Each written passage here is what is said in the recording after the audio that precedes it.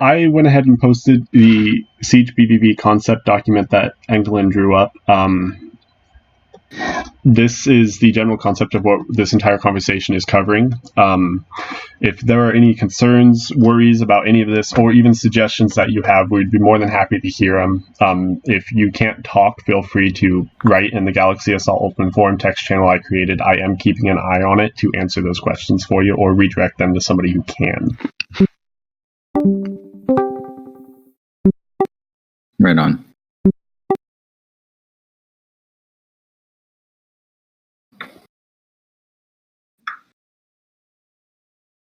Love to, thanks. So, as some of you know who played, some years ago, I did a lot of BVB in my day, and I did a lot of theory crafting, a lot of messing around. And so, I would count myself as pretty experienced with BVB. I used to BVB every day. Yep. Even I have had that unfortunate experience where you go into BVB, you go to lay a kit, and it's like, nope, you forgot to check some stupid box. And that's really frustrating. And I think it's because the game, it has very complicated rules and restrictions when it comes to BVB. And to me, complication can be good when it makes it feel like there's a high skill ceiling. But I don't want the game to just be like, having all these gotcha moments. I want the complications to be something that you feel good about mastering. And right now, I think there's a lot of rules and restrictions behind the BVB mechanic that aren't fun to master. They're just like tricky. So, for example, I remember early on when I was learning how to BVB, I went to attack a galaxy, and we had ownership and everything next door, but we didn't have one gal, that had been owned for like the past 24 hours continually. It had sort of transferred. So like for the first half of the last day, it was this galaxy that we would be BVBing from. But then we lost that gal and we had a different one. And I didn't realize that we needed one neighboring galaxy that had been owned continually for 24 hours. I thought as long as you had bordered the target for 24 hours, you would be allowed to BVB. But there's nowhere for me to learn that information unless I actually get into that galaxy and try to lay a kit. And that's a bummer. So first and foremost, I was trying to figure out how can I make it so that if you're thinking about attacking another galaxy, you get a way to gain feedback from the game before you actually get to the stage of trying to drop a BVB kit. So I was thinking we already have, a system in place to own a galaxy. When you open up, I think you go into like the team window, there's a galaxy control dropdown, and you click own galaxy. If you can't own it, the event chat message tells you why. Like you need ownership connection for 10 minutes, something like that. Or there's like non-team bases in the galaxy. So what if we had something like that for BVB as well? That's the original idea that led to this concept. So first and foremost, it's an idea of a siege. When you fly to the galaxy that you would eventually like to BVB, and you attempt to declare a siege there. You must have a siege active before you ever deploy a BVB kit.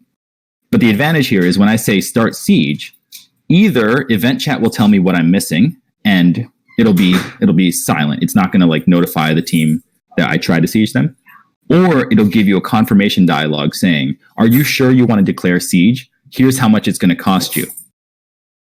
And if I cancel out then, it still doesn't notify the defending team. So I get a way to safely check if I can BVB them, if I've like got myself set up right. And if I haven't, I don't blow my cover. That's where this project all started. How can I give you a better way to gain information from the server without blowing your cover?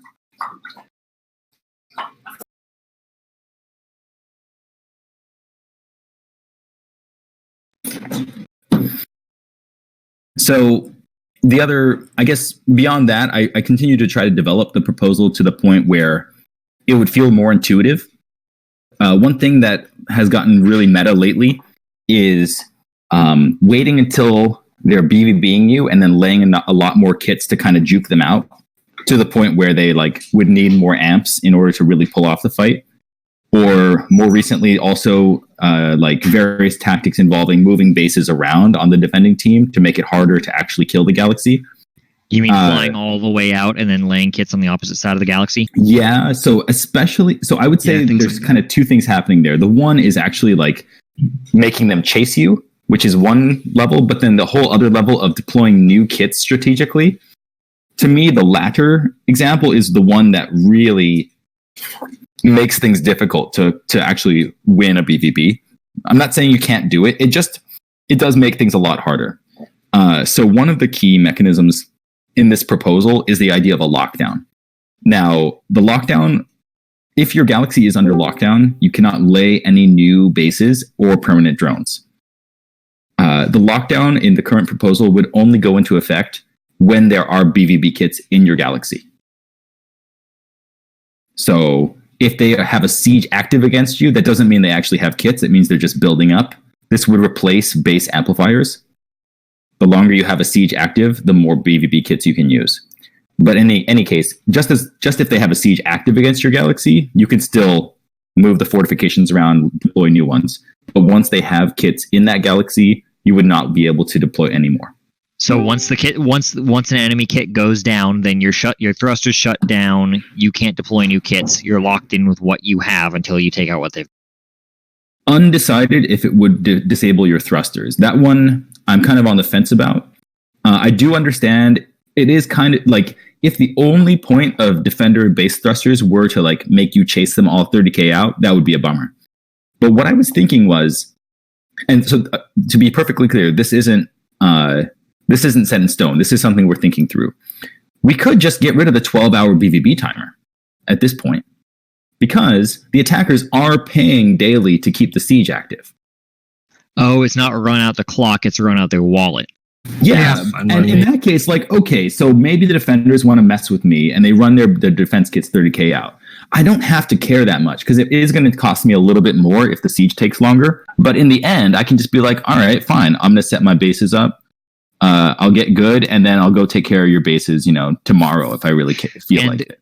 Because of the escalating siege kit count, that'll turn against them if you've got the funding to keep the siege going 2 or 3 days. Yeah, so every day you keep the siege active, you do have to pay that same cost again, but you get more BVB slots. And they can't lay anymore. Correct, and that's important. Their gal would be locked down that entire time because you have BVB kits on the ground. That makes sense. So they have to kill your kits, or they're going to to lose eventually. Yeah, technically they still own the galaxy, but what I was thinking is like, if at all possible, if we can avoid making like extra rules, like you can't use your thrusters once, etc. If we can just make it kind of be logical, make it attrition, pretty much. Yeah, and at that point, you're the defender. Do you really want to get into this whole thing of like make them chase you? Like you could do it, but I feel like it kind of takes the wind out of your sails when you realize they're still going to win. The thing is, if they chase you, and like say you split your kits up and send them off as the defender to make them chase you, once your kits start going down, you cannot reinforce. That's right. Like splitting your kits up in BVB will lose you the BVB if the 12-hour timer wasn't a thing. Correct. Yeah. In addition, it also means that if you do run away, you're just giving them more time to ramp up into enough kits to just run down everything you've sent out, scattered. So because eventually they will have enough siege kits down to just cover everywhere you could possibly go, and then there's no hope. Yeah, and there's also IC kits that make it. Yeah. Mm-hmm. Yeah. So basically, what I was thinking of is even like aside from this whole idea of base thrusters for defenders, if we're making it so that sieges cost a daily amount instead of just like a one-time investment in base amps, there's no reason to have the 12-hour timer because your siege is still active. Why would your base kits go? Why would your BVB? But the question is, how much would it cost per day? Good question. So the general proposal, no numbers are set in stone, but here's the general idea. Based on the number of jumps from your HQ-owned area to the gal you're BVBing. I think so. If it's adjacent to you, one jump off of basically, if it's bordering your team space, then something like 5 billion per day. Hank, I think you should take into account team size in that formula as well. If you're sieging a then you're at the highest DF, should right? increase. Yep. So We might make is talking, but we can't hear him because his volume is pretty low, I think, right? Yeah, Bach, you sound like you're 8 miles away, bro. Go ahead, Bach. Let me restart Discord. I'll be right back. Okay. So, Hank, with the $5 a day, really, that's pretty damn low for the community funds. For some teams. Okay, I want to make sure you heard the whole thing. $5 per jump per day. Because you can now BVB any galaxy you have a non-hostile path to. You don't need to own next door. Okay. Yeah, so for example... Go ahead. What are you saying? It's like, say it's like 10 jumps away, it's going to be like $50 a day, just about roughly. Even if but you can BVB people through other people's territory. Okay. As long as you don't have to go through the enemy territory to get there. Go ahead, Bach. Yeah, so what I was trying to say was I think the cost should be weighted to some consideration of the team size differential. So if a small team is being sieged by a large team, it would be more expensive for the large team, and vice versa. A small team sieging a large team might get a little bit of a... Okay, the way I was thinking of doing that would be more based on danger factor. Yeah, I think that's a much more intuitive way I'm to do it. I'm open to the cost being lower if the target galaxy is a low DF. I don't have a mathematical formula in mind for that yet.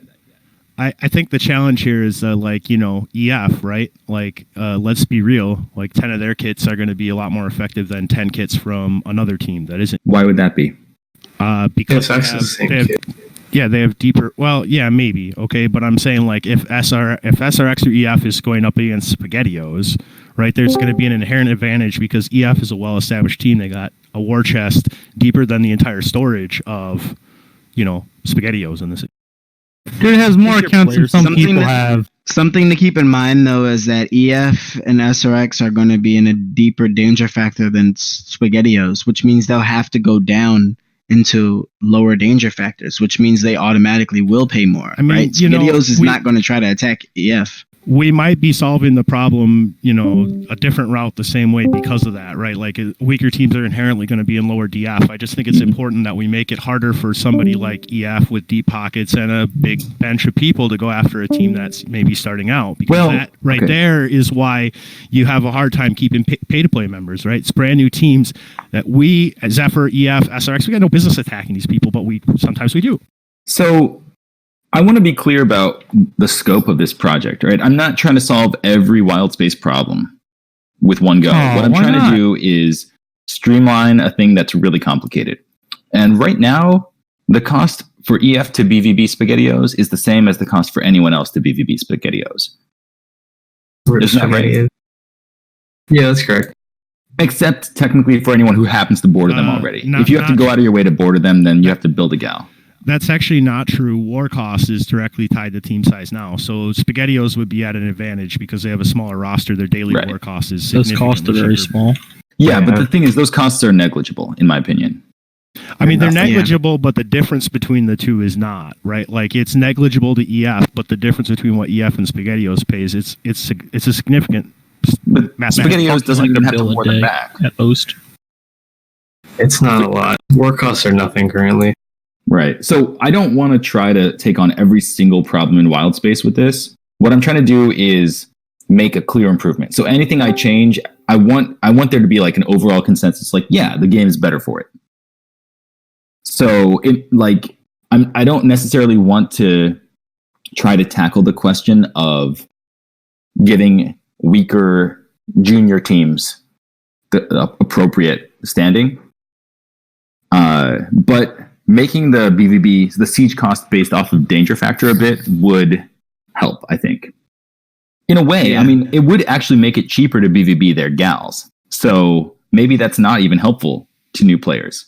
Well, if you're built in a low DF, well, here's what you could do. You could make it so that BVBing from a higher danger factor to a lower danger factor costs more, but going from lower to higher costs less.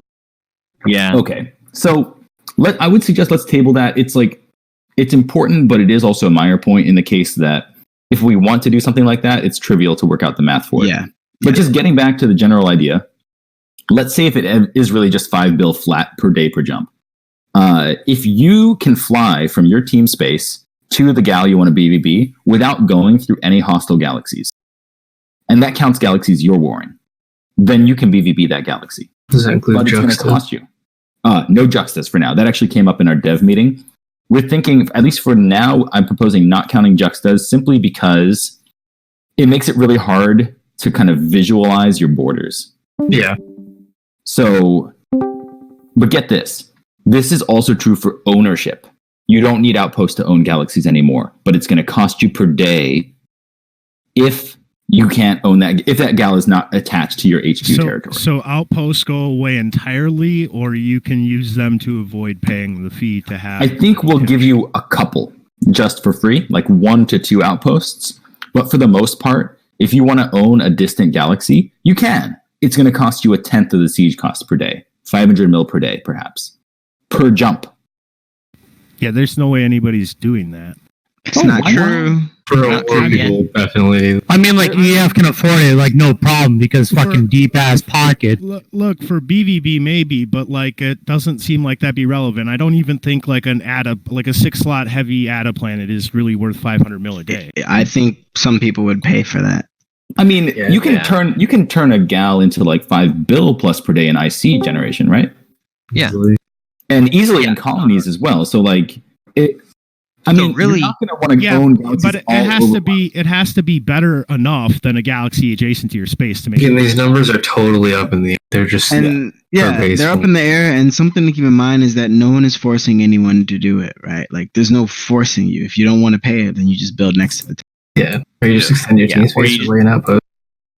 Right. So we're not going to delete outposts, but the concept here is we're going to allow you to project power however you want, but you have to pay for it. And the farther you're trying to project your power, the more you have to pay. So yeah, actually, I want to respond to Ermin's question here.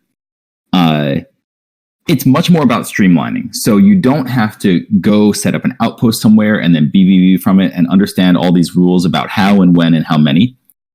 It's just a matter of essentially declaring a siege on a target. And the longer you hold that siege and the more you pay for it, the more bases you can deploy in that galaxy. This is only going to be border galaxies because you need to have a safe path. And by definition, you can't have a siege unless you're warring that team. And if you're warring that team, you don't have a safe path through their galaxies. So it's still just going to be their borders. But it might not even be all their borders. If, for example, you have more than one war going on, you might not be able to access some of the borders of those targets, because they could, if they share borders, you wouldn't have a path.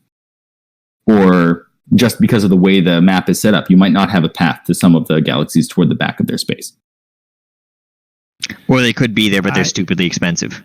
I think there needs to be a counter to this too, maybe. Like, if we drop an outpost in between, I guess that is a counter, right? That is the counter. The AD buffers. Or are you making a lot? Hang on, you have to block enough of the autopilot routes that they don't have any route to the gal, right? So it's not just a matter of put one up and block the shortest route. You have to block every route, right? So maybe there's a way to block the shortest route that makes them do something else. Well, or you could just bribe another team who they are BBBing through. If somebody's in between you, just ally with them. But then that comes back to money. Yeah, so not really. Money is a very real thing. Like, as in, money might not matter for the first uni this is in or the second uni this is in. It'll add up. But, like, it will add up massively. Especially if, when you can cut off 1 or 2 galaxies. And I'm sure ask anyone who's been at war anytime recently. Like, once 1 or 2 galaxies are cut off, you have to autopilot around a really long way. And so that might mean instead of, like, 2 or 3 jumps that you're paying, you're instead paying 20 jumps. Well, paying 20 jumps a day is going to be an insane amount of money. Let me actually pause and kind of explain to Ermin in voice comm, because he's asking some questions and I want to make sure it's clear. He's not in voice, though. Oh, he's not? No, he's not in voice. Well, that's not going to help. Hear any. Yeah. Okay. Of course Ermin isn't in here. When was the last time he's been in VC? He's been in voice chat before. I've seen him, and he just, for whatever reason, he's choosing not to right now. What maybe he's at dinner with his, like, Viking kids, and he's like, oh my God. Hey guys, I'm listening, but... What's up? Starbuck was talking about dropping outposts to block it off. Say you could block off the route. Yes. And, you know, there's an active BVB, the kits are down, and then the route gets blocked off. What happens?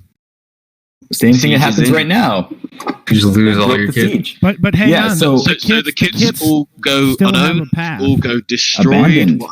Abandoned. Okay. Just like what happens if you blow up the gal that they're BVBing from. So it's not trivial to block off this situation unless there really is only one path. And most of the time, if you think about it, you're BVBing a border, right? So you're probably bordering a neutral third party. So it's pretty hard to actually cut off all their paths. But what if you could, get that? Let's say you're bordering traders. You get Ermin on the phone. You're like, hey, buddy, can you just please war EF for like an hour to break their siege? That leads to all these like hilarious diplomatic situations, right? I mean, the diplomatic situation is already pretty shit as is, so... Yeah, Enk, what would you think about including codified alliances into this so that alliance space would include... I can't hear you. The calculation. You saying, what if you do fucking alliance space shit, like actually coded in?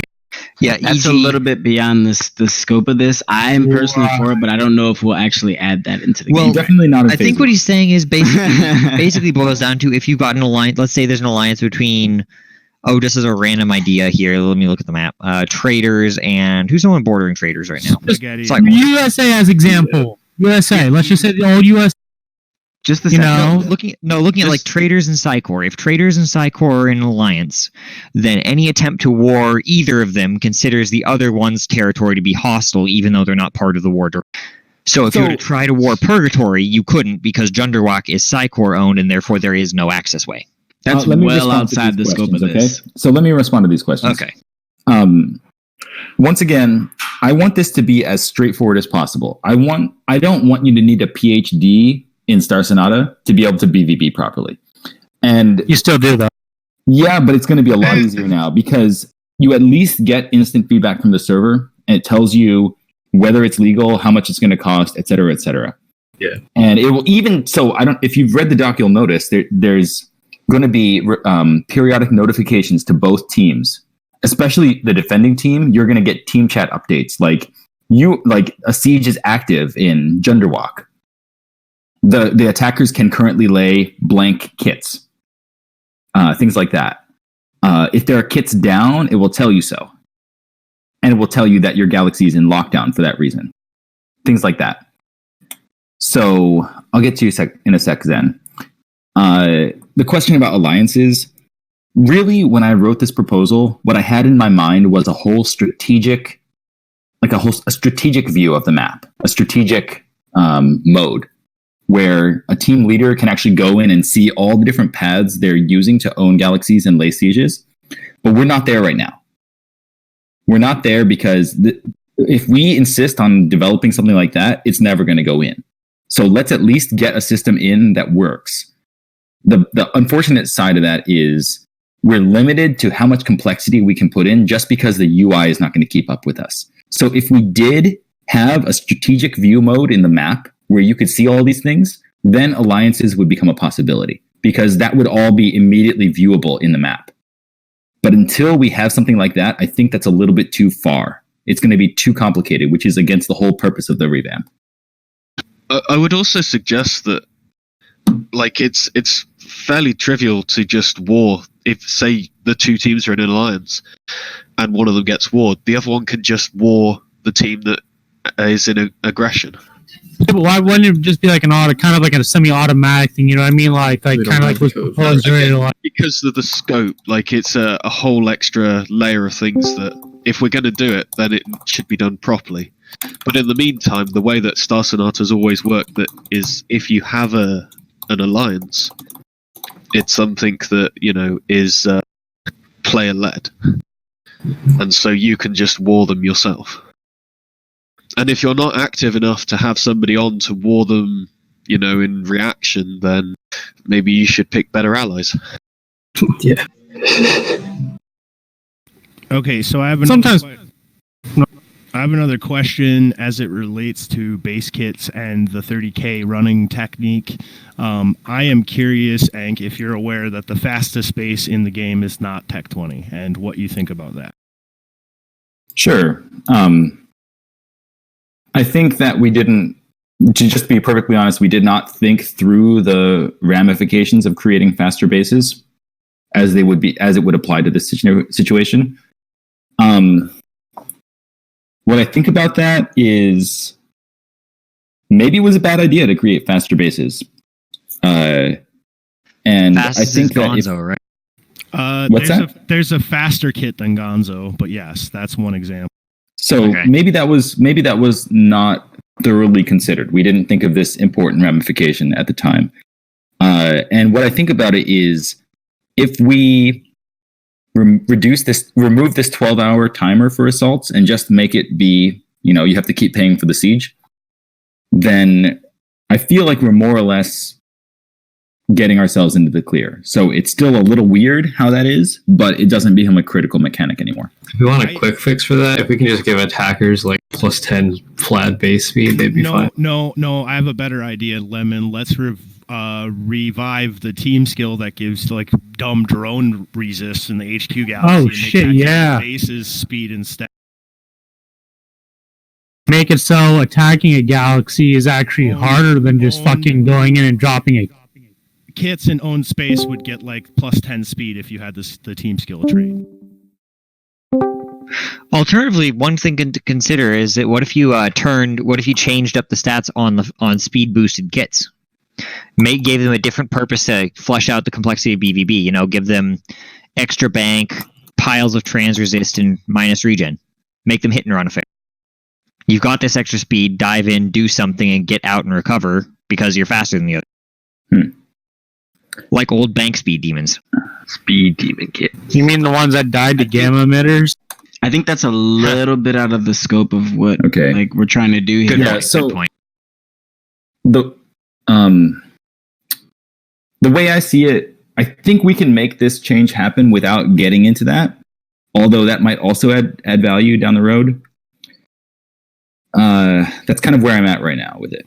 I strongly think that Tech 20 base needs to be made a hot rod version, or they need to be nerfed. Like that should be the opposite of what it is.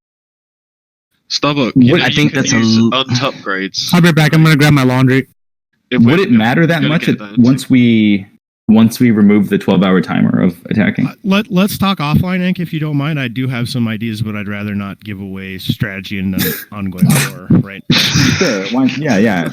And that goes for everyone. As you may have noticed, I just asked Zen if we can talk offline about what looks like a really interesting edge case about if you. The idea is, if I'm worried about you attacking me, I create an alt team and siege myself and somehow make it so that you can't take my galaxy. It's really tricky. That's fun. So yeah, anyone can send me a DM. We can talk about weird edge cases you have thought up. So what's next?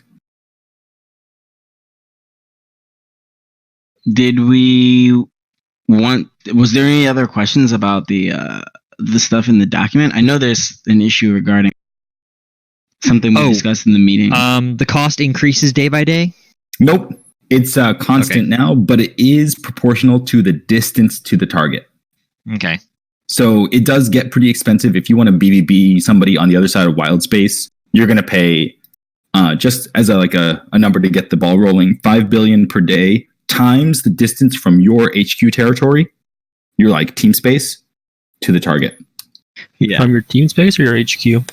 From the edge of team space. I use the term HQ territory to emphasize the contiguous territory, but the shortest pass from your contiguous territory, not the number of jumps. Outposts. If you were to travel from your HQ to the target galaxy, how many jumps would you have to take into systems that you don't own? Correct. Cool. And it has to be the shortest path that's non-hostile. Just making sure we weren't moving around our HQ and team space to have the most optimal position. There won't be any of that business. It's from the edge, I think, right? Yep, from the edge. And the daily cost will up based on the new shortest path. And just by the way, I was thinking it's not in the doc necessarily. I don't know if I put it in the doc, but I was thinking of breaking down hourly. So we know the daily cost, but it will charge you on an hourly basis to work up to that. Just so that it doesn't feel as bad. Let's say you have to postpone your BVB by a couple hours. No, by like what was it? It feels bad if it's like one chunk out of your team bank every day. So we might make it a little bit more continuous than that. Ooh, Euclidean distance. That'd be kind of cool.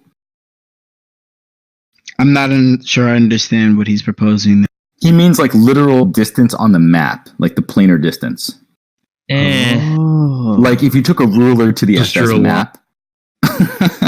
I think that's a little bit harder for players to like conceptually understand I don't without think using he's SS saying map. that goes toward the path, but just toward the math, right? Yeah. So. Okay. Oh yeah. So in fairness, we don't have to calculate this kind of thing because when you go to declare a siege, remember you get a confirmation dialogue before it actually happens saying here's how much it's going to cost per day. So you don't have to compute anything in advance. You can just fly over there, say declare siege or initiate siege, whatever we call it, and it will tell you how much it will cost and how many jumps it's working out. What do you mean? When you say fly over there, do you mean fly into the galaxy? You must actually be physically in their galaxy to do so. That's the warning. So the reason why I don't think this is good is because it directly conflicts with the goal of like making it so that people can block the different routes and make you pay more. It directly contradicts that if you do Euclidean. Okay. Again, we're not going to. Just an idea. Get all worked up about that. In terms of like information display, were you imagining like you could put a command in event chat, which would then read out like the current sieges, how much they're costing a day, how much they cost cumulatively? /wars will do that. Cool. And I think we're also going to have to add another command /ownership or something that will update you on how much you're paying per day for all the galaxies you're owning through this mechanism. /rent. What? Rent. Nice. I like that. Yeah, that's really smart. Yeah. So as you all can probably tell, long term, I'd love for this to be UI based, right? So if you're the director of a team, you pull up the map, you click a button, and then you can suddenly see all the galaxies that you're owning at a distance and all the galaxies you're sieging. So like, I would love to have an interface that informs you of all this graphically, but it's not going to be feasible to just develop that in a couple months. So we're going to do it with /commands if you want to get all that information.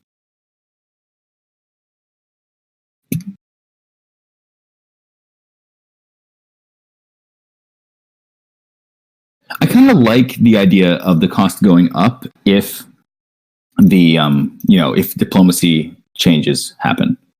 So people keep in mind, if you're owning a galaxy at distance, people could actually cut off all your paths to it, and you would lose your ownership.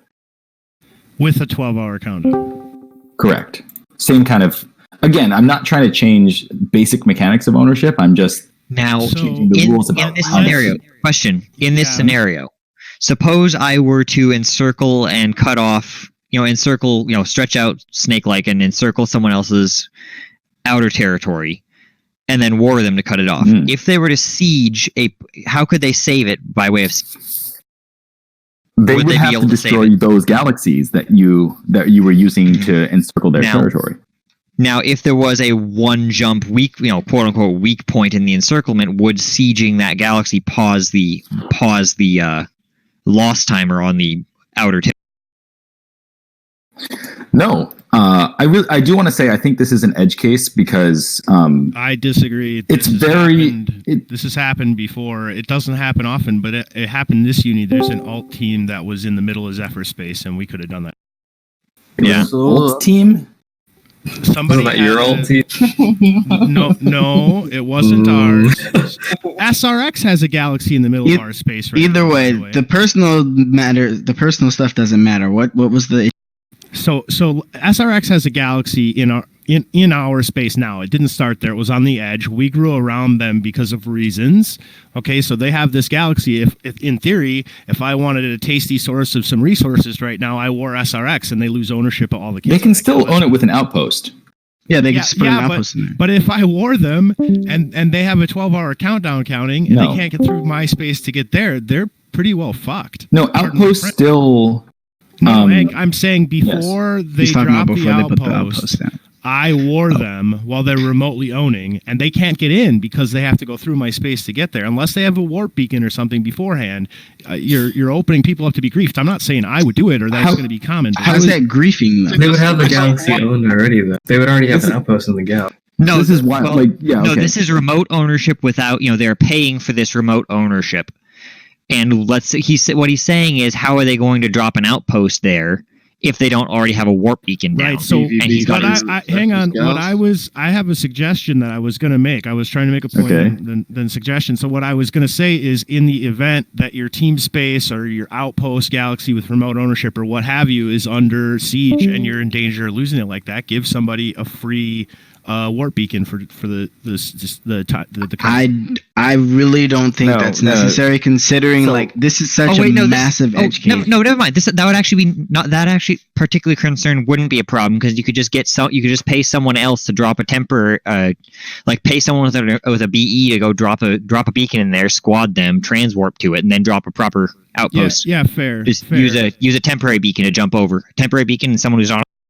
Yeah, I'm not. I have to tell you, I'm just not worried about the situation. Not because it wouldn't be a bad situation for the defending team, but just because they were really asking for it. Like, if you're projecting ownership someplace, and you don't apparently mind if a hostile team encircles that, like, what are you doing? You don't have any business doing that sort of thing.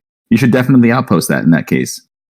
So I don't really have any sympathy for a person in that situation. Okay, so Sundog makes a point too. Let's say, and I think that he's making the point that they wouldn't be able to, but I'm not necessarily opposed to them being able to. If they had an outpost in the midst of our space, count that toward being able to BVB off of it, regardless of the path thing. If they no. We want. The problem is then if you're able to outpost nearby, that would cut down your cost of sieging. So we are not going to permit initiating a siege on the basis of outpost ownership. If you're far away, it has to cost you more. You don't get to outpost nearby to cut down your daily cost. Encourages warring your neighbor. I'm more so trying to give not a cost benefit, but an ability to do like a surprise attack in the middle of space. Like if you had a donut and there was a hole in the middle, somebody could set an outpost up there and BVB from the outside in, from the inside. But that's ZG right there, man. Like if I see a galaxy I could use ships and kill, I'm gonna get an outpost in. Why wouldn't? Again, Enkelin said there is no BVBing off of the outpost. It's based off of the distance from you just turtle closest territory. 25 attic hits on the edge of your space, and everything inside is Tech 3 bases, right? What stops that? Good. I'm glad you brought that up. So I have to tell you, termites are planned. They're not going to happen next Uni in January, but we are like, let's say a good way along in the development process for new termites. And these termites are going to be more like raiders as opposed to like bugs. They will specifically target galaxies that are under defended based on your team score. I have an idea around that. If you ever want to DM me about it, or I'll DM you. Yeah, I'd love to hear your idea. Shoot me a DM. So you do that, and what happens to useless galaxies that shouldn't necessarily be defended? They get destroyed by termites. Yeah. So can we stop creating one planet galaxies that nobody in their right mind would bother with? Maybe? That's a part of the uni map generation. Yeah, you gotta build around that.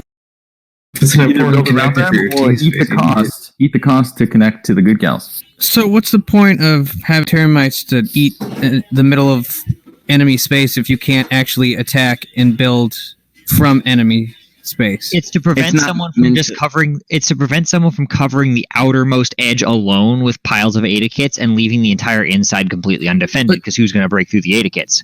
And but that's my point. You can't exploit that. You know, you all are really bringing up a great point about like establishing a beachhead in the middle of someone's space and attacking out. And I'll be honest, I wasn't thinking along those lines too much, but I probably should have, because this definitely happened to traders with SRX like 2 years ago. So that is a really interesting dynamic that can occur. We need multiple HQs. What I don't like is that as soon as we start allowing that kind of behavior, it really invites alt teams and sabotage. Well, you're basically inviting alt teams without doing it. We just create an alt team in the middle of their space and attack outwards. Yeah. So you're absolutely right. So I don't have any problem with people making alt teams, but I view my job as a developer to create the game in such a way that alt teams are a waste of time. Because no one wants to make an alt team. The whole point of making them is to get around a rule, right? So let me set up the game in such a way that there's no reason to do that. We'll have to think about this, because Jekt, you're totally right that in this current situation, if you did find that like donut hole situation, the best strategy would be to blow that up and then like output or put an HQ of dark traders in there or something. Yeah. And then your main team. Start your own team space in the middle of theirs. We definitely don't want the game to work that way, because then we're really forcing you to make alt teams in order to get your best outcome. So I think I'm going to have to think about how we want to deal with that. That would be a bit of a bummer. Maybe there's something you can do to support the termites, like some kind of thing you can do in order to basically hand over kits to the termites and send them on a rampage.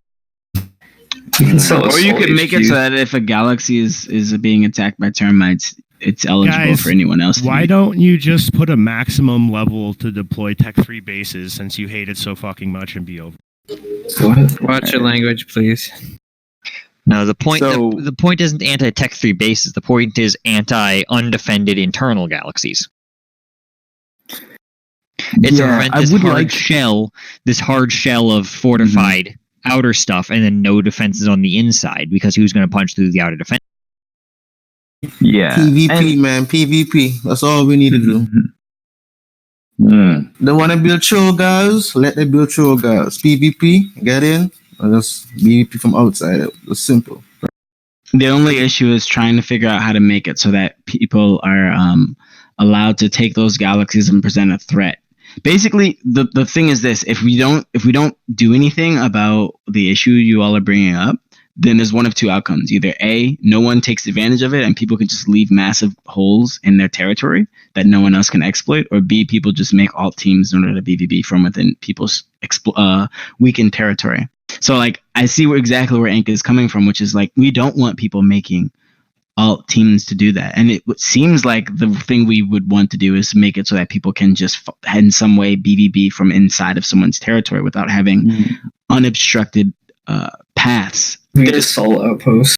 Yeah, there's like, maybe that would be it. I don't know. Maybe. What was the comment just now? We need assault outposts. Like a team skill that allows you to extend your team space inside. By the way, that was the original proposal for outposts, was to assault off of them and not to maintain ownership. Yeah, that actually makes sense though. You could set up a beachhead from a team skill. So let me throw something out there. What if your HQ costs money and every outpost costs money? Maintenance fees. Yeah, so, well, let's not call them that, because that sounds awful. That sounds like the tax man is coming, right? Taxes. Okay, but hear me out, all right? The big thing with alt teams is you get a free HQ. Like, whatever outposts are doing, you definitely get to put your HQ down for free, and you can use that to then BVB off of. Right? If outposts cost money, and same with HQs, then, you know what I mean, besides like the initial cost, if they cost like a periodic cost, I think that'd be kind of cancerous on top of like that distance shit. Yeah, so if everything costs money, you wouldn't have any reason to make an alt team, because you can do it just as well from your main team. Yeah. Then if you do get like that proverbial donut hole inside your enemy's space, then, you know, you put your outpost there, maybe you can BVB off that after all. One of the main reasons I was saying you can't BVB from outposts is I don't want you to be able to make an alt team to then have more outposts, right? Because then you can use that to cut down your distance to the enemy. Siege. So with regards to termites specifically donut holing something, perhaps the termites should just take captured galaxies and own them for the time being. You got to push them back like an AI empire. Yeah. Cool. Yeah, just an AI empire that springs up, and if you don't do something about it, it'll just punch a hole in your territory and donut hole. Isn't that part of the idea behind AI empires in the first place? Yeah, but termites are the ones that are they're the ones who are purposefully trying to attack innermost systems. Yeah, specifically termites are the ones that get to ignore the usual BVB rules to attack internal galaxies, although presumably they're not as strong. Can I actually pivot here? Because I see some people talking about like making changes and like what's going on, interfering mid-uni. So, right. So when it comes to the 30k distance base kit thing, we were thinking of no matter how much of this project we're able to finish by reset, we were thinking of adding the lockdown mechanic for whenever the attackers have bases down. I can get behind that. Yeah, that would help. That was one thing we were thinking of. Say that again, Ink. Sorry, I was momentarily distracted. Let's say you're defending a BVB. If your attackers have their BVB kits in your galaxy, you cannot lay more kits or permanent drones. Oh my god. Would fix the issue this year. So this is piss off a lot of people. This is something we were thinking of, right? So the idea would be they are actively besieging your galaxy. You can't make more, it's cut off. You can't make more changes to your defensive fortifications at that point. That sounds very interesting. Yeah? Interesting good or interesting bad? What stops the good and bad, to be honest. Okay, let's hear it from Heavy. If I'm the defender, it sounds bad if I'm the defender. But if I'm the attacker, yeah, it sounds real. Well, this is kind of in response to the fact that people you yourself have done this, Heavy, waiting for the kits to go down, then dropping a pile of Ada kits or Z kits or what have you to complete. Yeah, everybody has done this. Everyone has done it. Everyone has done literally this. Just Heavy most recently. Well, there's no reason to mention him then if that's the case. Right. Point. It's an easy tactic that works, so everybody uses it. I mean, if you're already outnumbered, man, it's a sweet tactic to do. Yeah, it works. So that's what we were thinking of. No matter what, we were thinking of putting that in with reset, not before.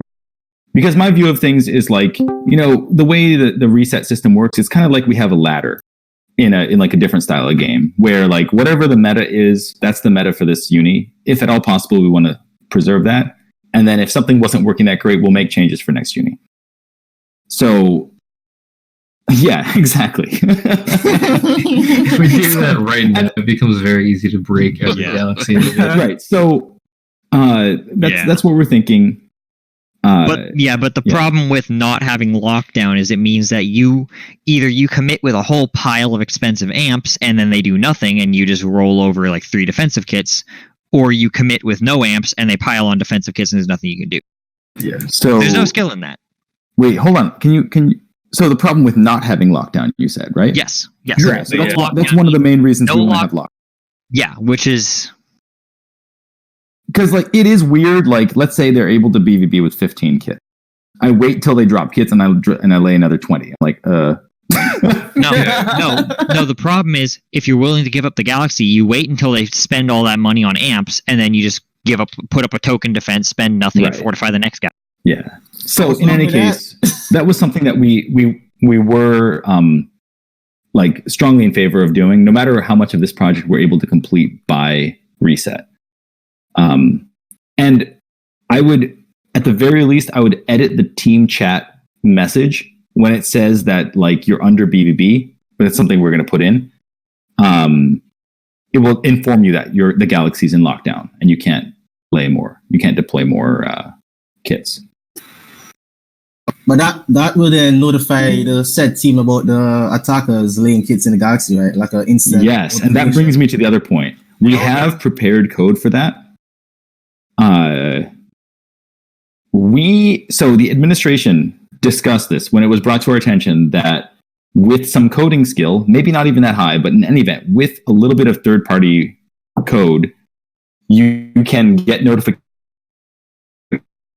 PvP before you actually You're cutting out. Okay, we talked about it, and we decided that we would like everyone to have that information. And I'll be the first to say, when I was playing, we made heavy use of this kind of secret attack, right? Like I would get up at 3 a.m.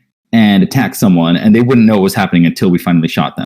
Yep. So that's the way the game was for a long time. But the admins, Jeff, Ryan, myself, we talked it over, and that's not all of the admins, but that's some of them. We actually feel like we would like to change that. We would like to go in a different direction and let everyone know the minute a BVB is happening. Yes. So for that reason, we prepared some code where you're going to get a team chat notification as soon as a BVB kit is present in any of your galaxies. Can we extend that to and then also periodic notifications afterwards? Would it be possible to extend that to maybe a So we have that code prepared, and we're trying to decide whether to put it in right away or wait till the end of the universe. Right away. Motion. Let's go. Oh, okay. Lemon was asking about out of game stuff. We actually discussed that at the meeting. I'm not sure that we're going to take the step to do that immediately. The admins will probably decide whether or not that's something worth doing later on. I think Jeff made a throwaway joke about, letting people put in their cell phone numbers and getting texted or something. It was a joke, but who knows what'll happen. It's kind of what's happening currently, though. You set up a bot to just scan your team chat, scan the API, and put that on Discord for you. It's out of game notifications because we're not online on a PC every fucking day. Maybe someone will write a Star Sonata app for Android and iPhone, I guess. Check your bases, get BVB notifications. Yeah. And along the same kind of lines, I'm curious what you think about making a scan of a base team chat message, because the aggro situation is not really good. Yeah. Did Enk drop? Enk dropped out then, so you might have to repeat that. He's back now. Okay, so what I said, Enk. I don't know when I dropped out. So where are we at? You're getting the question right now. Yeah. So what I was saying was if too much. Okay. So the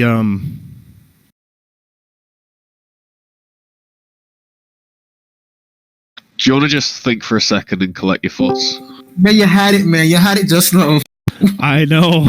If you just think for a sec. Enk, just while he's thinking, I've got a question. If we go back a little bit to owning galaxies from a distance, assuming somebody has a string of galaxies and they get cut off for whatever reason, termites, somebody kills the galaxy but doesn't own it, whatever. Would they automatically convert to ranged ownership, or would they go unowned and you would have to manually ranged own them? Wait, would they convert to what? This ranged ownership that you've got that costs periodically. If you have galaxies that are connected to the main HQ block and then become cut off due to losing. Like if someone cuts your team space in half because at a narrow point. Or termites kill them or whatever happens. But the point is there is still technically a non-hostile route to. Then would it automatically convert from connected ownership to remote ownership and begin charging? You need to keep money. That's really interesting. I'm not sure which way would be better. I had a member berry while everybody was talking. Okay. So what I said was, presently, if you know how to play a game here, you can scan a base, which induces aggro, but you do it like 60 seconds before a server reboot for a patch. And when that happens, your aggro just instantly disappears. So I was hoping that you guys would entertain base scans, team chanting as well, letting the team know that the scan happened. Yeah, it needs to trigger a hostile notification. That's so interesting. So you wait for the server to just go down. That aggro waves. Do the scan. Yeah. That's fun. Yeah, but It's, something that that's pings. actively happening, by the way. Yeah, I mean, we already have a warning for stuff getting shot. We have something for stuff getting tractored. Why not a warning for stuff getting scanned? Yeah. I mean, the base already fires in them, so it does. But if You're in the gap, right? then if there's no one in the system, you don't know what happened, and because it's right before the reset, there's no lingering aggro either. Let me ask you a question. Sure. In a typical gal that doesn't have a really bright sun, are you having trouble scanning and not staying alive? The problem is they're using off-team characters that don't initially have aggro to scan. Right. Well, even easier then. Hey, why are you dying? The answer why don't you have that, like a 4 opaque underscout? Just to keep it covert. Yeah, it's not that they're dying; it's that the team doesn't have any awareness. The problem is the team that has been scanned does not know they've been scanned unless there happens to be someone in the system right there a minute before the server goes down to see the dude get shot. Yeah. And what I'm asking is, why do you have to wait right till the server's going down? Because if you scan in a normal Vizgal, you won't be seen anyway. Because the server reboot clears the aggro, Ang. You can scan the next. Yeah, because even if you don't get detected, it still causes aggro you've got to deal with. So you can check team enemies and see that they scanned your base. Oh, when they do like /enemies, that you show up, right? Yeah, so except if they do it before if they the do reboot it to avoid. Yeah, but if you do it. But if you do it on a teamed alt, then of course you're an enemy already because you've been at war. Yes. No, Ank, this is happening a week before the war starts. I'm going to go scan everybody's galaxies and figure out where the weak points are. And the other team would maybe be tipped off if they got a scan notification on team chat. They could go drop some more kits. And especially if you're going to lock down a defender in a BVB attempt, you need to give people time enough to drop their kits and get their resources out where they. I think scanning should be a secret thing and not like a public thing. If you're scanning the kits, you shouldn't be alerting the entire game that you're scanning. It's just information. So, yeah. So the way I see it, I'm open to being convinced otherwise. But back when I was in all these wars, my view was everyone should be scanning everyone all the time. Well, I mean, it's kind of like scanned. It's kind of like back in the day, like when you could scan bases, back in what about with fucking they scan the base, right? Let me hear AA. Hang on. Go ahead, AA. It's like I was saying, like back in the day, like in C1, you could scan a base and it wouldn't aggro you, which made sense because I'm not doing anything harmful, but at the same time, it's kind of like sketchy. Like you should get like some sort of hostility of some. You do. You will get shot if you become detected. So I think you need to either fix the aggro so it maintains over reboots, or you need to give us a notification that happened because, again, there's no clue at all. And while you might want it to be secret and want everybody scanning everything, we should still be able to... I mean, think about this in real life, right? Okay, I'm the starbase and a Klingon war cruiser shows up and scans me. You really think I'm not going to know about it? That's not realistic, and it's like a fog of war artificially being placed on people who should really know that this is happening. I think this is mainly an issue when you have static defenses versus static attackers who are just mathing out the calculation needed to take that galaxy down. The defenders either aren't deploying or redeploying bases around, or there's no method to change their stats in ways where a simple scan doesn't actually tell you that you can actually win a galaxy attack. I want to hear what Heavy had to say. I was saying, when you scan the base, don't it shows you all the base content and what's equipped or something? Or can you put all kind of orgs on it, and when you scan it, you just see one of each org, so you don't know which one the base got equipped or whatever? I don't think it tells you which org is equipped. It's just what's on the base. Yeah, so what's the problem if you don't get a notification for scanning? I mean, you kind of show the enemy off, right? Just simply. Well, okay, so AUG setups are oversimplifying the situation because there's other stuff that you can deduce from scanning a galaxy, right? Like maybe you notice they don't have any super lasers, or maybe you notice they don't have, okay. Yeah, so just let's wrap the conversation on scanning for now, just because we could go on all day on this one. I guess I don't think that it fits in the current content proposal, but in any case, where I'm at currently, and I'm open to being convinced otherwise, I kind of view scanning as something that should be a given. Like, if you are even remotely thinking about having a war with SRX, you should be scanning SRX. Can we add that information to the war sieges? You just get a spreadsheet with everybody's stuff on it. Like if you declare a siege, just get the scans immediately. Just export all the information or something. If you want it to be public, like, just give it to us. You ought to go scan it yourself if you really want to see what's in there. Yeah. And that means that if it's a really high vis gal, then that makes it a little harder. Visibility system is fucked. Yeah, the visibility system is a bad thing. Base radars are useless and suns are OP. Like it doesn't. It's just literally what's in this all that matters there. Is the sun 5,000 distance wide? You can't scan. That's not a good system. You make a radar on kit, you can't counter this. Yeah. And radar-ogged drones that are specifically meant for counter-seer operations, right, are not working right now. Like, Permanents of garbage radar.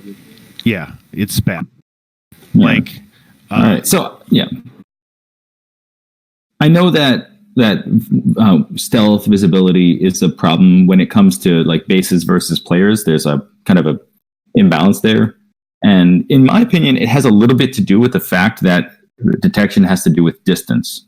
Yeah. So I'm not really sure what the best play is there.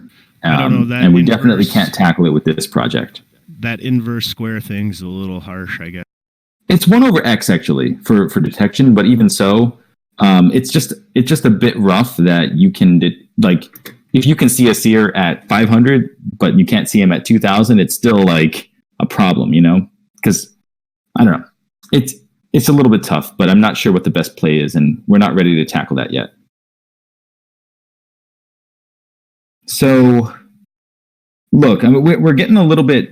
We've been at this for a while. Let me try to summarize some points. Some people brought up some really good points about how alt teams could be used to get around the intention of the proposed system, specifically laying an HQ. I'm going to have to think a little bit about how I want to respond to that. That was my main takeaway as to things that definitely need thinking through. Zen brought up an interesting detail about this weird situation with like multiple concurrent teams sieging a galaxy and how the defenders might be able to use that to their advantage. I want to try to follow up with Zen about that to see if I can figure out the best way forward. I mean, is it crazy to just say you can't see two teams can't siege another team at the same time? I mean, one siege is the max. I'm not very happy with that solution, just because I don't see why. I don't see why that restriction is in place. Yeah, the issue with that is like you could literally just have an alt team continuously siege your border to stop another team sieging them. You know, maybe we should just remove that, and like if multiple teams have siege bases in the galaxy, then it just goes unowned. Free for all.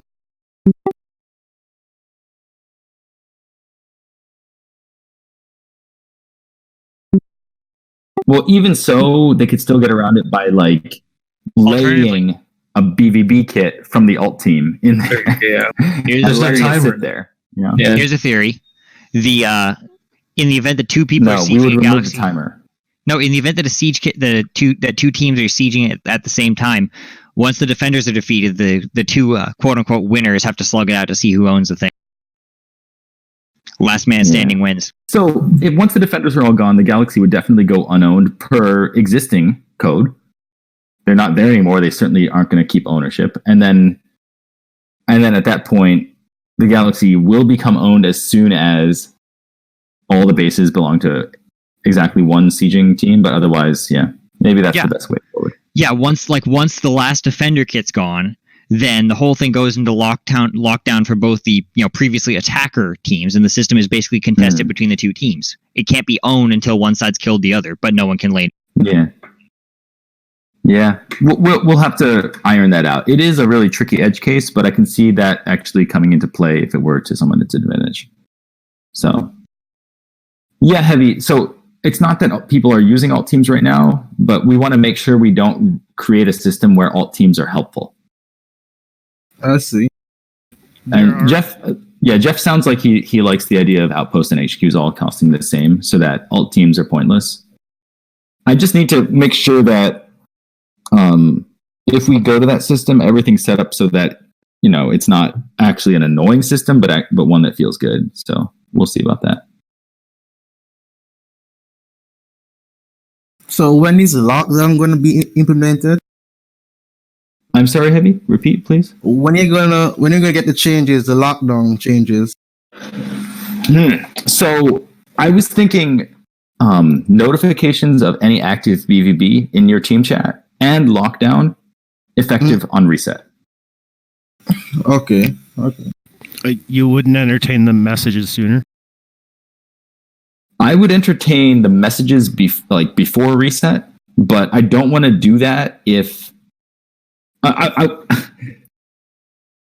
would entertain doing that. Put it up to a poll. If you really don't want to have opposition, take a vote. I think I could be in favor of that. So I don't know if I want to do a poll because sock puppeting is real on the internet. I would do the messages ASAP. That's my preference, but I don't want to do it if people feel like it's like an unacceptable intervention in a current war. I want to maintain a kind of transparency there. And frankly, my thought was, let's call a spade a spade. My understanding is SRX gets notifications and other teams don't necessarily. So my thought was the other teams would appreciate the notifications. And then in the dev meeting today, someone was like, well, the other teams might not even appreciate that. Basically, I don't even know what's yeah, but Heavy already spoke and said he was in favor of that. Wait, what? So Heavy, would you like to have the notifications right away? As soon as any of your galaxies have a BVB kit in them, you get a team chat message about it. Would that be to the advantage of your team, do you believe? If lockdown is implemented right away so they can't reinforce the galaxy, why no lockdown? With reason. You broke up just now. Lockdown at reset, but we could do the notifications before. Alright, okay, reset for everything then. You think reset for everything would be best? Yeah. That's okay with me. So that way we kind of maintain this kind of non-intervention strategy. The game is the game. And with reset, at the very least, we would create these team notifications as soon as BVB is in place. Maybe we could even do Jeff's idea with reset, which is there's a whole channel in Discord. The way I'm thinking of it is it's just like a bunch of tabloid reporters who, as soon as there's any gossip in Wildspace, they immediately notify the whole server. Whoa, that sounds dangerous, especially if you're fighting the team with allies and stuff. Do it now. Think about it as it stands at the moment, Heavy. Let's be real. As soon as you attack somebody, they tell all their allies anyway. Yeah, right? Heavy. We have a whole server dedicated to telling each other how much we love you.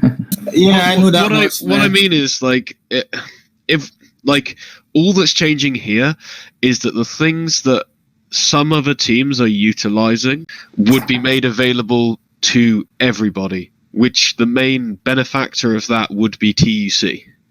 Yeah. I'm in favor of that kind of change. Anything that makes the playing field level is good for the game. This cloak and dagger stuff isn't really helpful, especially when it's a one-sided equation and when some of those sides are, maybe involved in things. Okay. Instead of, perhaps start doing more cloak and dagger stuff to combat the cloak and dagger stuff, just saying. That requires you to be online. Yeah, so a point that was made in the dev meeting before this one was with the chatbot that was, I think SRX developed it and they released it for public use. You can, my understanding is, pretty easily link it up for your own team's purposes to push your team chat into Discord. Just FYI, that does not push base warning notifications over the. Okay, so you need to tinker with that a little bit more. Somebody has to say something on team chat. It's actually I've looked at the code and it's a trivial change.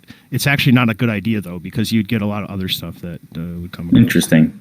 You'd probably get like all log in, log off messages as well. Yeah, and chants for Timotheus and everything else like that. Interesting.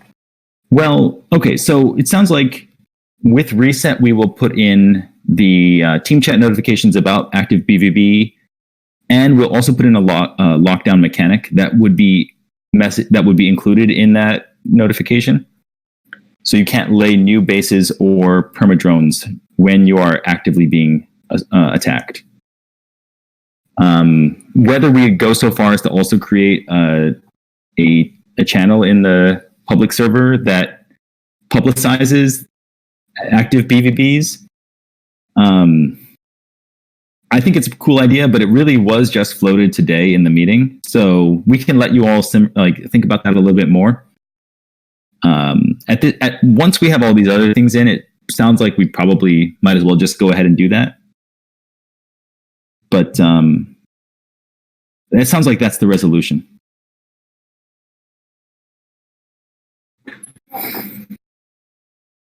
Yeah, I saw some people saying they should put the lockdown in right away, but that's not on the table. Just the notification itself is on the table, but if TUC doesn't like that, then I would respect their perspective, because they were the primary beneficiaries, I would have thought. So we'll hold that to reset, and lockdown we're definitely not putting in before reset, because that would be an actual mechanic change. Lockdown during. So Cryptic is saying lockdown would be a problem during the first week. Why is that? Oh, I think he's saying that if you could potentially interfere with someone's setup by warring, like if you ward someone, sieging them in the first hour. They can't build their team suite. Siege does not by itself cause lockdown, only when you have BVB kits in their galaxy. Okay.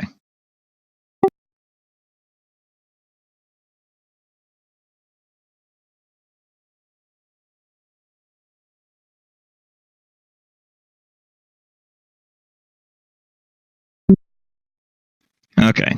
Right. Yeah. I understand this is a point of confusion, because really early on when I shared the doc, I had made it so that lockdown occurred as soon as your siege went live. But people kind of talked me down from that, so now it's still just lockdown when there's BVB kits in the galaxy. What's the delay between siege and lockdown? I mean, is there any? It's whenever the attackers are actually so there. Can I declare a siege and drop a kit right now? Good question. In 60 seconds. In the current concept, I don't know if this is reflected in the doc, because it's this new concept. The amount of time it takes to set up the siege depends on how far away the galaxy is. So if it's bordering your territory, like an hour maybe. But if it's far away, maybe up to 24 hours before you can actually have the siege active. And is there any plan to still tie the number of? I guess that you said that early, right? Slots will go up over time, right? So the first day you'll have 1, and then it'll go up by 5. And if you do /wars, it will tell you how many slots you currently have and when you're going to get more. Also, the team chat notification to the defending team will tell them how many slots the attackers currently have, and so on. By the way, when you're sieging a galaxy, can you attack the kits if you don't own a galaxy for 24 hours? Like a bypass since you're sieging? Oh, you must have an HQ to initiate a siege, because the cost of the siege is based off of where your gals are. I mean, the 24 hours ownership then. You must have 24 hours ownership to siege? Yeah, that's going to have to stay in, I think, or you're going to... No. If you've just built an HQ, you can still initiate a siege in the current proposal. You would have to wait 24 hours for the siege to get active if you're trying to BVB from across the universe, though. So that's where the timer would come in. It's not going to stop you from initiating the siege. It's the siege doesn't go active immediately. depending on how far you're BVBing from. And just to clarify, if you're under siege, then you could hypothetically extend your borders around and enclose the siege galaxy to cut off the siege. That's true. Yeah. Although in practice, I mean, if we look at the wild space map, most people would not be able to do that for most of their border gals, just because people are most of the time up against like third-party teams, neutral teams. I understand that there are holes, but for the most part, you are kind of packed in, especially closer to the center. So presumably, then no, because you could pull, like, for example, looking at EF space, for example, Protean, Inamorado, Azamek. If Protean or Inamorado got attacked, if Protean got attacked, then they could just take ownership of Azamek, and then the siege would get. Yeah. So if there are holes that people can use for that respect, then the attackers could also outpost those gals. Yep. Just a matter of pre-planning. I think that's a perfectly fair situation. But in that case, the only advantage of outposting is lowering the cost, right? Like, you don't have the strategic advantage of being further away, right? Like, no, outposts don't lower cost. Yeah, so I guess at the moment we are thinking that you can quote BVB from outposts in the sense that if you outpost a galaxy, then the path is determined from there. Whether or not it is accessible is determined from there, right? The what? Whether it's accessible is determined from the outpost? Right. The reason I don't have a hard answer for you is that this is all based off of the thing that came up in this meeting, which is what happens if you use an alt team to put an HQ in the middle of someone else's space, et cetera, et cetera. So the donut hole thing. We might have to make it not just whether it's accessible, but even compute the cost from the closest path, including such ownership. Otherwise, all teams are still economical for that reason. I'm going to have to think about this one.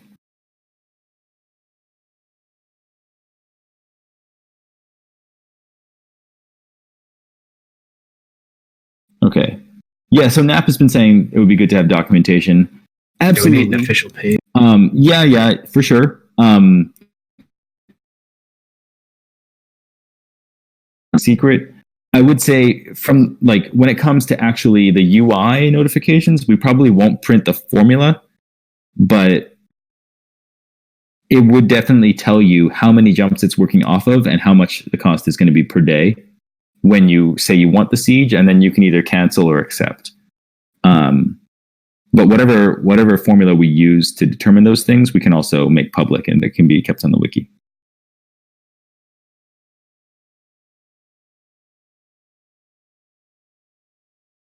Timers, yeah, for sure. When you do /wars, it will tell you when you're going to get more slots, but also we will publicize that formula.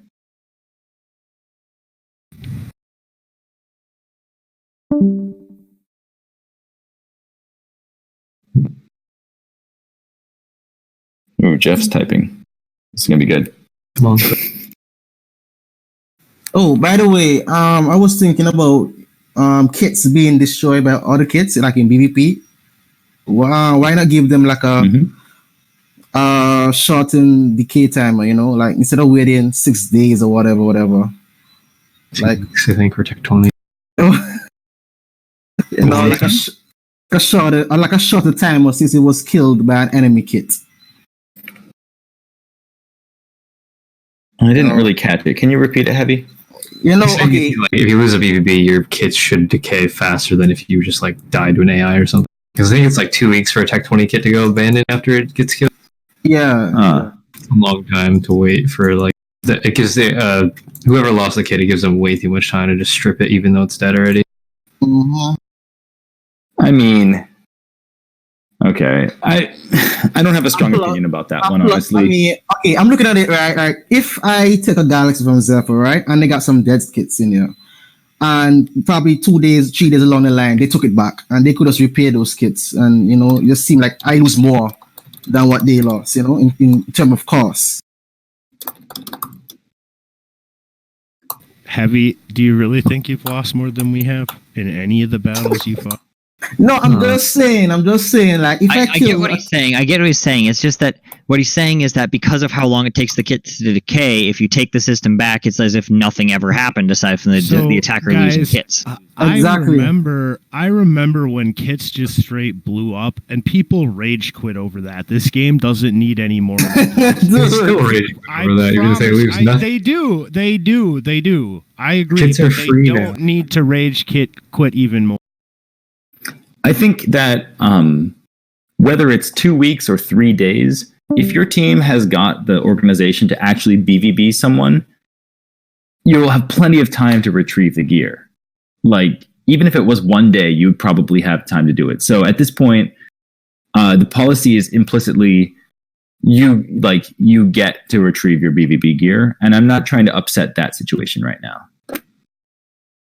So I really like Jeff's idea, which is saying, all right, forget all this business. Maybe you have to BVB from Outpost.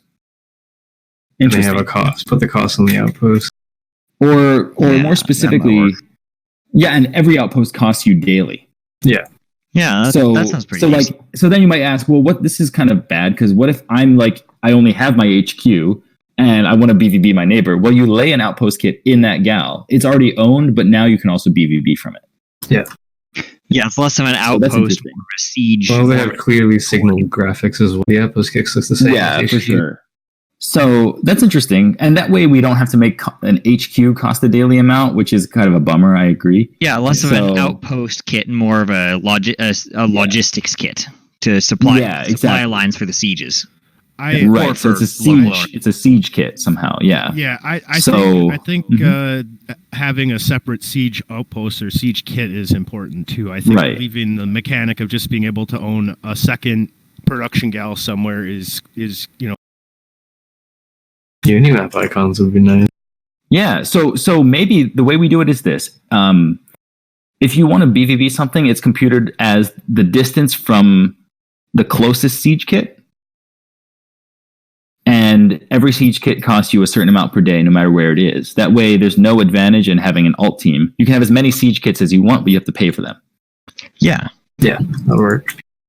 Interesting. That way, and that way that also means that spending extra to drop a siege kit next to someone can help in the long run. It can't be unlimited, because then you can do the whole stuff. And if you do establish a siege kit inside their space, like the donut hole thing, then you can BVB out from there, because it's the distance from the closest one to the target galaxy.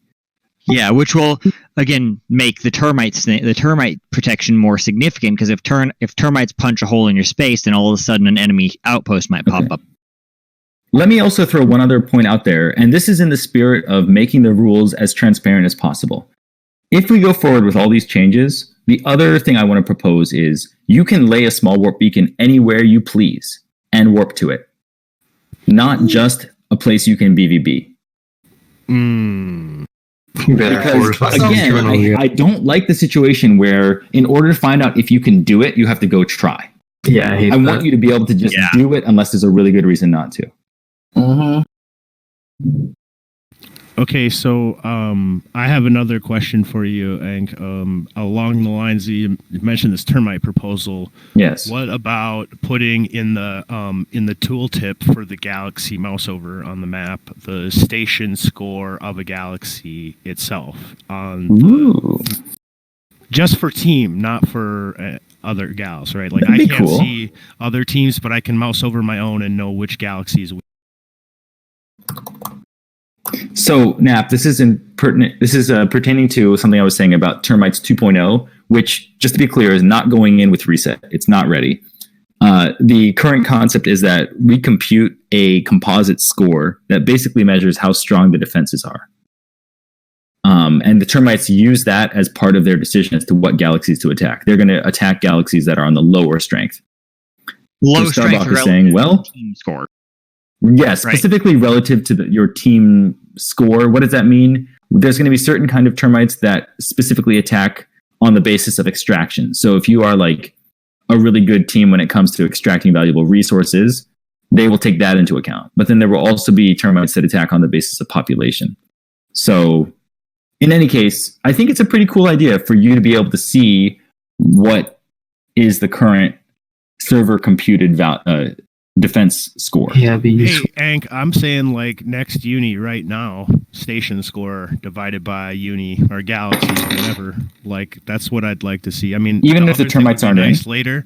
Yeah, because here's the thing. Let me tell you, the only reason Heavy's got a fucking sorry, pardon my French again. The only reason he's got an HQ on my galaxy is because somebody's uncle died, right? Guy's been here for years. We got every reason to believe he's building up to snuff. Somebody died. We didn't know it. He went AFK. We didn't know it. Nobody checked his gals. He didn't have logs on his Atticats. He didn't have exterminators. He didn't have fucking weapons equipped. Okay, interesting. And so everybody wants to sit here and pretend like I'm an idiot for not knowing it, but like how without checking every single base or checking every single gal, which I'd love to have all day in the world to do. Personally, I don't have that kind of time. I'd love to be able to see it and call it out to somebody's attention or be able to focus on it, but there's no way to do that. Okay, that would be useful. And just a general power score. Yeah, it wouldn't cover the fine details like exterminators, but it would cover the gross details. Yeah. Something I've been saying for years is I feel like this game is trying to be a 4X game, but we don't give the users any of the control, like, details that they would want to have. I'm pretty blind. And it's just the way it is. The game, the way it's been developed, we just have never put enough into that UI so that you can really feel like you're doing a 4X kind of wild space game. And I would love to give you more of that information. And I like how you've proposed it to the extent that it does feel kind of feasible based on the current situation. I got one more for you. I would even take it as an API endpoint, like on the web, right? Or a web page on the team. Once I logged in on my team page that I can see. I'm not like necessarily asking for it to be in the UI somewhere with that info available. Well, if you're gonna take it to, the thing is, the strength would be based on equipped gear, especially AUGs. So I don't think the API is going to give you access to that. I'm saying the API has access to team score right now, Ank, right? So you just have to math it out so how it breaks down per gal. It's what I'm telling you is that the strength score is going to be based off of equipped AUGs.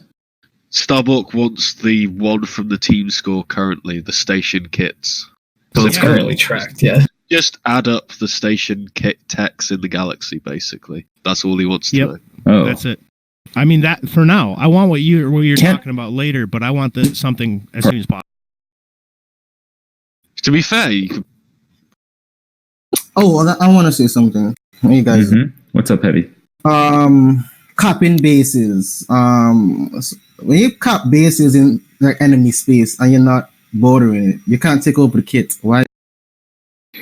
That's a bummer, honestly. I because capturing now destroys the kit. Frankly, the whole point of that was so you would be able to capture it, and it's kind of a bummer that that's not working. I would like for you to be able to dock with that kit and then take it over. It's supposed to go destroyed and abandoned, and it shouldn't be that's not working correctly, in my opinion. Yeah, because we loaded probably 10 of those extraction kits, and we couldn't even loot anything because once you dock, you got no control. All you can do is demo, which is a kind of waste. Yeah. Wait, what do you mean by that? Sorry, Heavy. I thought if you cap them, they go destroyed and unowned, and then you can just dock in them, right? I mean, you don't take them over. You don't actually take them over. You do if the galaxy's unowned. They came in with a seer and they killed a bunch of Tech 1 bases, and they didn't get to keep the extractors. So sure, but that's the whole thing is you've got to actually take over the galaxy. And you're PV being interior galaxies and capping the kits isn't really the point. If people build badly enough, sure, you can kill off weak kits, but you should actually kill the galaxy and then dock in the things. I mean, I'm talking about the kits that have the commons, the extraction commons, Carlos, the kits with the cash, Yeah. Why you gotta take over the entire galaxy to get to that? If you already copy it, I mean, you should be able to just stick it over one time. I think he's talking about wanting to do raider type stuff, fly, dive in, get the loot, leave, no permanent holding. I understand just rob, just a quick daylight rob. I would say so that type of behavior wasn't what we had in mind. And I think this actually also gets to the point of the stealth base vision issue. I don't really want you to be able to do that, given that they're building properly.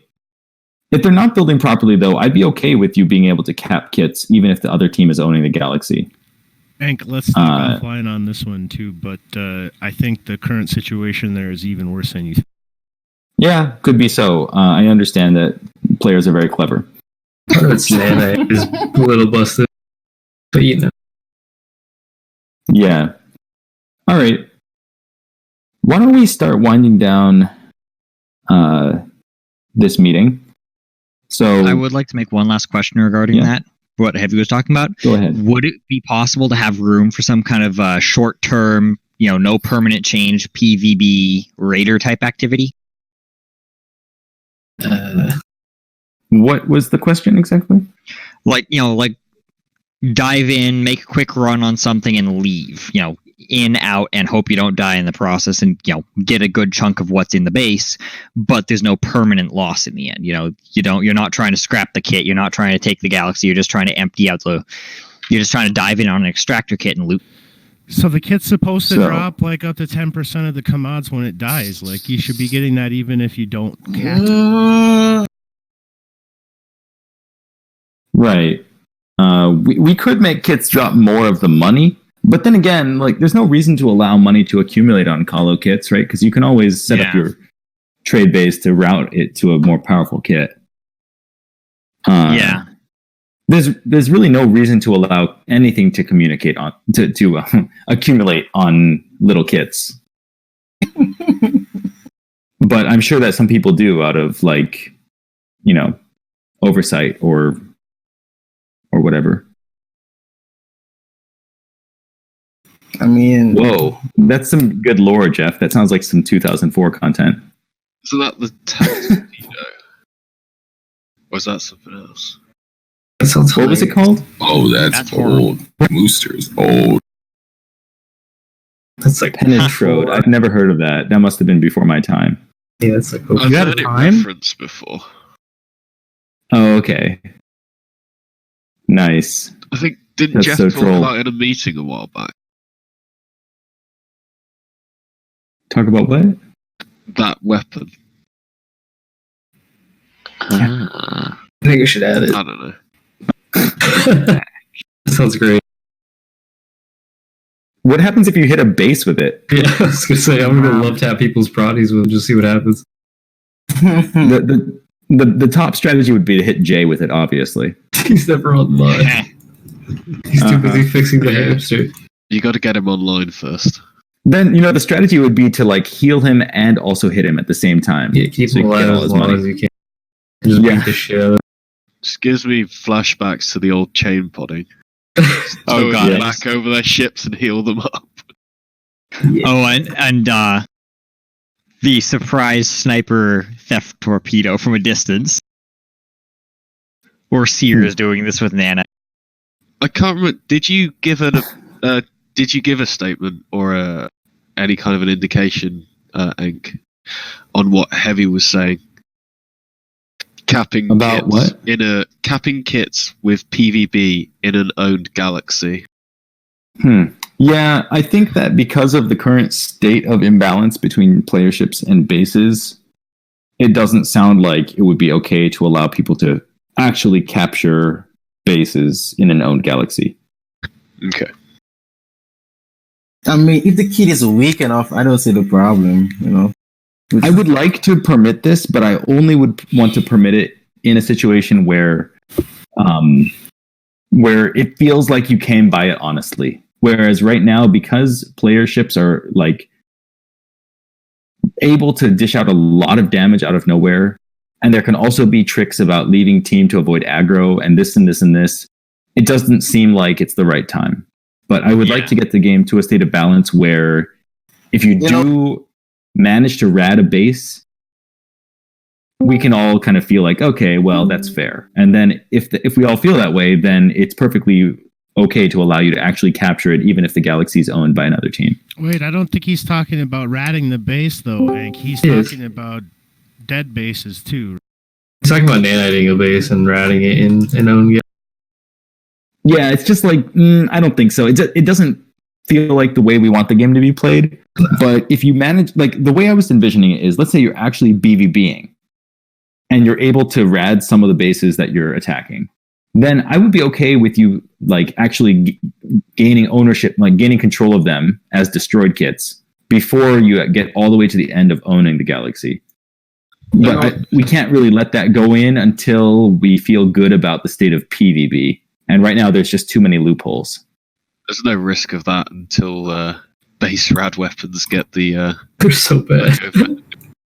But but even like. Yeah. It's very hard to like rad a kit while you're BVPing. Like the kit you want to rad, it's very hard to do it because in a BVP, the kit, like, it just ignores all the defense kits and just goes for the weaker ones. So yeah, like you kill the XC kits first just by base target. Yeah, I understand. I'm not saying that. I'm trying to like future cast here. Like that would be the scenario where I feel good about you capturing before the galaxy's unowned. This Raiders of the whatever. It's too easy to like leave team, sneak in, load up a nanite, and boom, rad a kit. Even if the defenders have built properly. I'm not saying that it's easy in that you didn't pull it off like a cool like covert op, but it just doesn't feel right to me to permit that kind of capturing.